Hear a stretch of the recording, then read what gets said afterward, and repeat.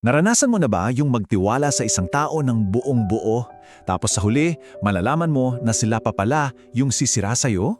Yan mismo yung kwentong pag-uusapan natin ngayon, yung sakit na dulot ng pagtataksil. Sabi nga nila, masakit daw mabigo.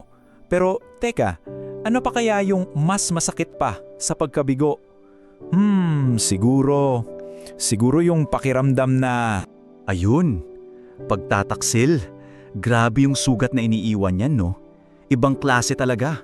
Lalo na kapag galing pa mismo sa mga taong akala mo hinding-hindi ka sasaktan kailanman. Yan naman talaga yung pinakamasakit sa lahat, di ba? Yung moment na yung tiwala mo sinira ng sarili mong pamilya o ng pinakamatalik mong kaibigan. Yung mga tao na in-expect mo laging nandyan para sa'yo, ano man ang mangyari. So paano kung yung mga taong dapat sana nagpoprotekta sa'yo, sila pa mismo yung dahilan ng pagbagsak mo? Well, may isang kwento mula pa noon na saktong-sakto yung paglalarawan sa ganitong klaseng mapait na karanasan. Ito yung kwento ni Jose. Isipin nyo, isang binata, punong-puno ng pangarap. Ang hindi niya alam, yung mga pangarap niya mismo ang magiging mitya ng pinakamalaki niyang pagsubok, lahat dahil sa inggit. So, eto si Jose.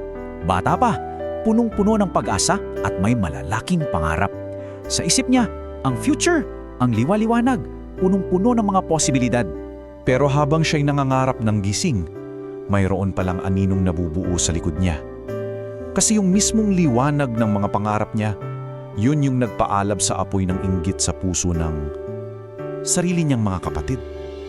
Yung pangarap niya, para sa kanila, isa yung sumpa. At dito na nangyari yung pagtataksil na dudurog sa lahat. Isang desisyon lang, pero magpapabago sa buhay ni Jose, magpakailanman. Kasi hindi naman to biglaan eh. Alam mo yon, nagsimula lang muna sa mga pasimpleng samaan ng tingin, yung mga bulungan na hindi mo man marinig pero ramdam na ramdam mo. Tapos yung simpleng tensyon na yon, unti-unti, naging lason. Yung inggit, parang anay na dahan-dahan kinain yung mismong pundasyon ng pamilya nila. Hanggang isang araw, boom! Sumabog ang lahat. Yung lahat ng naipong inggit at galit humantong sa isang bagay na hinding-hindi na nila mababawi pa.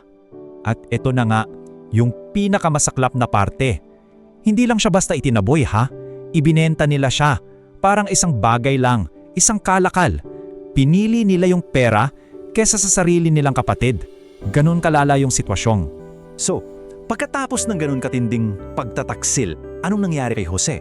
Well, as you can imagine, yung sumunod na kabanata ng buhay niya, hindi naging madali. Malayo sa madali. At ito yung isang bagay na kailangan natin tandaan. Yung pagbangon mula sa isang napakatinding sugat, hindi yan nangyayari overnight.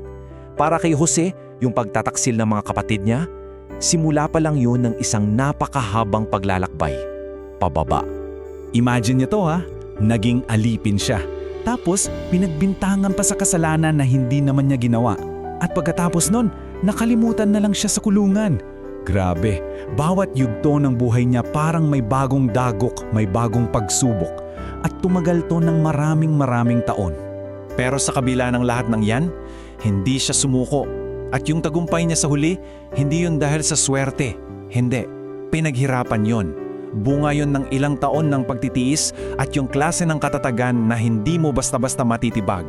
So ngayon, ang tanong, bakit mahalaga para sa atin yung kwentong to? Ano bang aral ang pwede nating mapulot mula sa isang napakatandang kwento ng pagtataksil? Kasi ito yung totoo, di ba? Yung pinakamatitinding sakit, madalas nanggagaling sa mga taong pinakamamahal natin. At yung paghilom mula doon, hindi yan mabilisan. Isa yung proseso. Kailangan ng oras at napakahabang pasyensya. At para sa akin, ito yung pinakamahalagang mensahe sa kwento ni Jose. Kahit gaano pa kadilim o kasakit yung pinanggalingan mo, hindi ibig sabihin na yun na rin ang magiging katapusan mo. Hindi. Kaya kung ikaw ngayon, baka nasa gitna ka ng isang matinding pagsubok, tandaan mo yung landas ni Jose. Okay? Una, kailangan mong malampasan yung unang bugso ng sakit. Pangalawa, kailangan mong pagtiisan yung panahon ng paghihintay na madalas napakatagal. At pangatlo, at ito yung pinakaimportante, tandaan mo na sa huli, ikaw pa rin ang may hawak ng panulat. Ikaw ang huhubog ng sarili mong katapusan. At iiwan ko kayo sa kaisipang ito ha. Minsan kasi, Yung mga pinakamahihirap na simula, yung mga pinakamasasakit na karanasan tulad ng pagtataksil. Yun pala yung magiging pundasyon para sa isang lakas na hinding-hindi mo aakalain na kaya mong taglayin.